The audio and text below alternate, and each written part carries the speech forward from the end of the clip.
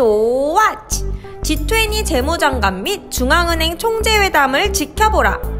이번 주는 올해 암호화폐 시장에서 가장 중요한 변곡점이 될 G20 재무장관 및 중앙은행 총재회담이 예정되어 있습니다. 이번 G20 회담에서는 암호화폐 규제안에 대한 논의가 있을 예정입니다.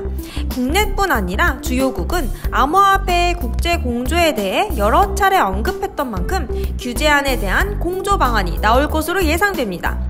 지난 3월 회담에서도 규제 방안이 논의됐었지만 이번 7월로 연기한 바 있습니다. 당시 G20 회담을 앞두고 비트코인 가격은 경계감이 작용하며 하락했었지만 규제에 대한 논의가 나오지 않자 빠르게 급등한 바 있습니다. 이번에도 상황은 비슷할 것으로 보입니다. 게다가 당시보다 규제 방안이 나올 가능성이 높아진 만큼 이번 주는 G20 회담에 대한 경계감이 높아질 것입니다. 이번 G20 회담에서 규제안이 나온다고 해도 너무 위축될 필요는 없습니다. 투자자 보호와 검은 돈의 흐름을 막기 위해 어느 정도의 규제는 당연히 필요합니다. 오히려 명확한 가이드라인이 나오면 규제에 대한 불확실성은 해소될 수 있습니다. 그리고 G20 이후 자금 유입 가능성도 높아질 것입니다. 지난주 한국 블록체인협회는 1차 자율 규제 심사 결과를 발표하며 국내 12개 거래소에 대해 적절한 보안 조치와 내부 관리 시스템을 갖추고 있다고 언급했습니다. 물론 논란이 있는 것도 사실이지만 이번 조치로 인해 암호화폐 거래소를 금융기관 수준으로 규제하는 모습이 나타나며 본격적인 합법화에 나서는 것이 아니냐는 기대감이 나타나기도 했습니다.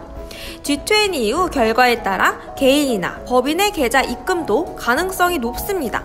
이처럼 G20 회담 이후 규제에 대한 명확한 가이드라인이 발표되고 국내에 자금 유입이 이루어지면 암호화폐 시장은 다시 탄력을 받을 것으로 보입니다. 게다가 점차 기관 투자자들의 유입도 활발해지고 있습니다. 억만장자 헤지펀드로 유명한 SAC 캐피탈의 스티브 코엔도 암호화폐 투자를 시작했습니다. 코엔은 VC인 코엔 프라이빗 벤처스를 통해 암호화폐 헤지펀드인 어토너머스 파트너에 투자한 것으로 알려졌습니다.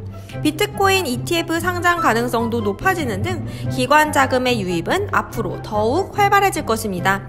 G20 회담에서 나올 규제안에 맞추어 기관의 유입은 더욱 활발해질 전망입니다. 여러모로 이번 G20 회담은 중요합니다.